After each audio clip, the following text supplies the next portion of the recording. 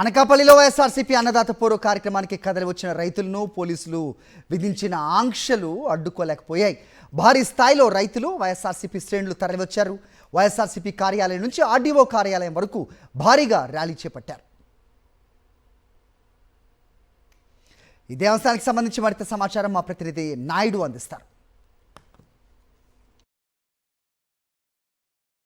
ఎన్ని ఆంక్షలు పెట్టినప్పటికీ కూడా అన్నదాత పోరులో పాల్గొనేందుకు పెద్ద సంఖ్యలో వైఎస్ఆర్సీపీ నాయకులంతా కూడా అనకాపల్లి చేరుకున్నారు. పోలీసు ఆంక్షలు దాటుకొని భారీ స్థాయిలో వైఎస్ఆర్సీపీ నేతలు ఈ కార్యక్రమంలో పాల్గొనేందుకు రావడంపై మనతో మాట్లాడేందుకు వైఎస్ఆర్సీపీకి సంబంధించిన నేతలు ఉన్నారు.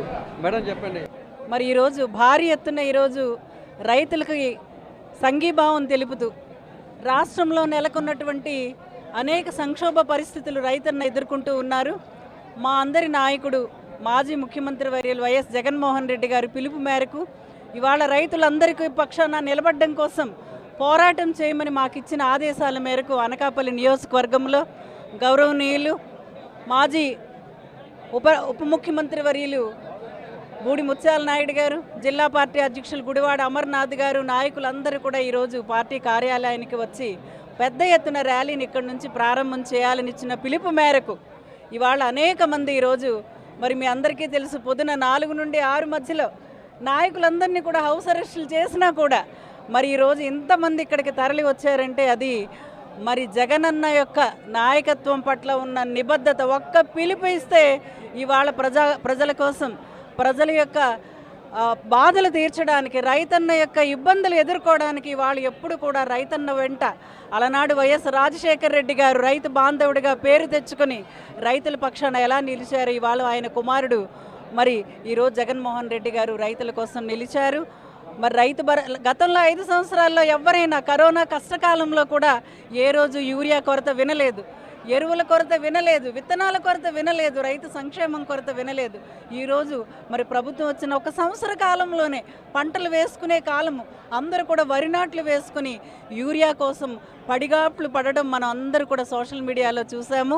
మరి ఈరోజు ఇంత ఎత్తున వచ్చిన అందరికీ కూడా ప్రత్యేకంగా మరి జిల్లా పార్టీ కార్యాలయం తరపున, జిల్లా అధ్యక్షులందరి తరపున కూడా హృదయపూర్వకంగా ధన్యవాదాలు తెలియజేస్తున్నాము. ఈరోజు ఎన్నడూ కూడా లేదు. గతంలో ఎమ్మెల్యేలు హౌస్ అరెస్ట్ చేయడం చూసాము, మాజీ ఎమ్మెల్యేలు అరెస్ట్ చేయడం చూసాం. కానీ ఈరోజు గ్రామస్థాయి సర్పంచ్, ఎంపీటీసీ దాకా కూడా ఇళ్ళ దగ్గర నుంచి కదలించేటువంటి పరిస్థితి ఉదయం 5 గంటల నుంచే.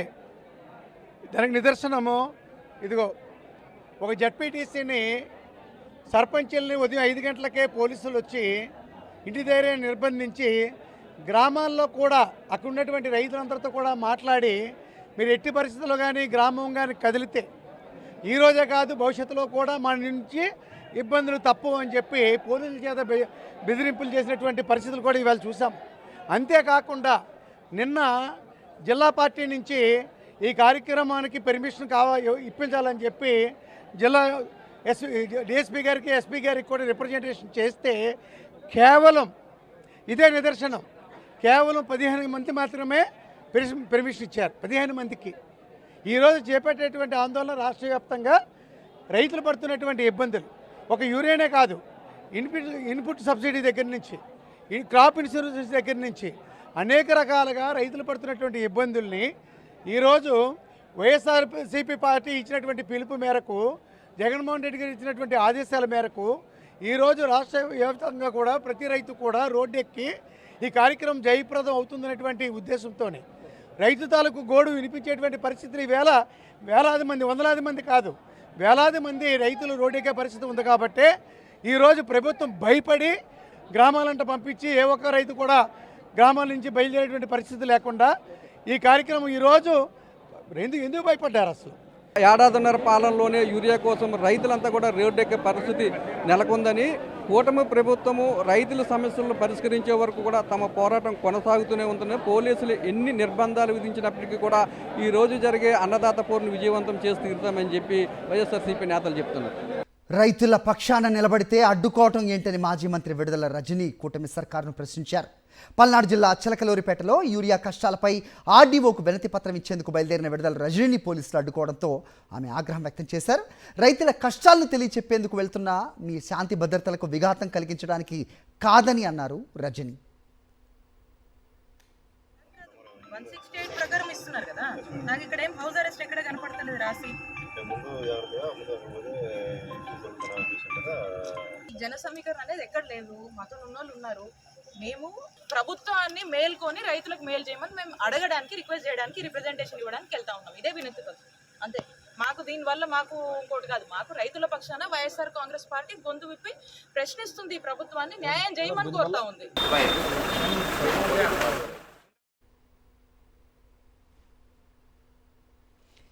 ప్రశ్నించే వారి గొంతులు నొక్కేందుకు కూటమి సర్కార్ వ్యవహరించడం సరికాదంటూ ఆగ్రహం వ్యక్తం చేశారు మాజీ మంత్రి కాకాణి.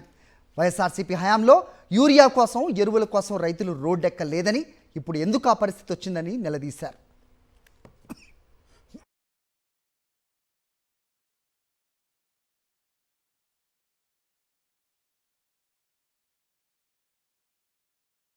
ఈరోజు ఈ ప్రభుత్వం తప్పులు చేస్తూ ప్రభుత్వ తప్పుల్ని ఎత్తి చూపిస్తే, ఆ ఎత్తి చూపించకూడదు కాబట్టి ఎత్తి చూపించేటువంటి వాళ్ళ మీద మేము కక్ష సాధింపులకు పాల్పడతాం, అణచివేస్తాం, ఆ గొంతులను నొక్కి పెడతాం అనేటువంటి విధంగా ఈరోజు కూటమి ప్రభుత్వం చంద్రబాబు నాయుడు ప్రయత్నించడం అనేటువంటిది దుర్మార్గం అనేటువంటి విషయం అని చెప్పే సందర్భంగా తెలియజేస్తున్నాను. ఈరోజు ఎన్నడూ లేదు. నేను వ్యవసాయ శాఖ మంత్రిగా పనిచేశాను జగన్మోహన్ రెడ్డి గారి మంత్రివర్గంలో. రైతులకు సంబంధించి ఈ జిల్లాలో మా ప్రభుత్వం ఉన్నన్ని రోజులు, మేము ఉన్నన్ని రోజులు ఏ రోజైనా సరే రైతు అనేటువంటి వాడు రోడ్డు ఎక్కాడా అనేటువంటిది ఒకసారి ఆలోచించండి. ఎరువులకు సంబంధించి కానీ, విత్తనాలకు సంబంధించి కానీ, పంట నష్టానికి సంబంధించి కానీ, పంట నష్టానికి రావాల్సినటువంటి నష్ట పరిహారానికి సంబంధించి కానీ ఎన్నడూ కూడా ఏ సీజన్లో నష్టం జరిగితే ఆ సీజన్లోనే రైతులకు సంబంధించినటువంటి నష్టపరిహారాన్ని ఇచ్చినటువంటి ఘనత ఆనాటి ముఖ్యమంత్రి జగన్మోహన్ రెడ్డి గారిది అని చెప్పి సందర్భంగా గుర్తు చేస్తున్నాను. శ్రీకాకుళంలో వైఎస్ఆర్సీపీ చేపట్టిన అన్నదాత పోరు కార్యక్రమంపై పోలీసులు ఆంక్షలు విధించారు. మాజీ మంత్రి ధర్మాన కృష్ణదాస్ను పోలీసులు హౌస్ అరెస్ట్ చేశారు.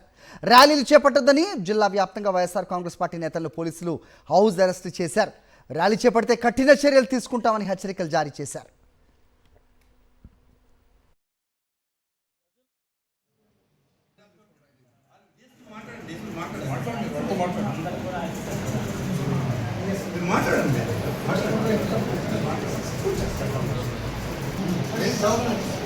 లేదు, మాకు కూడా అది అప్లై చేసిందే లేదు, దానివల్ల ప్రయోజనం ఉందంటే లేదు. గవర్నమెంట్కి కన్విన్స్ చేయడం, రిప్రజెంటేషన్లు ఇవ్వడం, వాళ్ళ ద్వారా గవర్నమెంట్ చెప్పడం, అవసరమైతే మాకు అవకాశం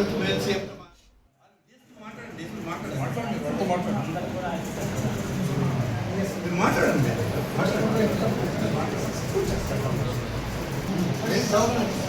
లేదు, మాకు కూడా అది అప్లై చేసిందే లేదు, దానివల్ల ప్రయోజనం ఉందంటే లేదు.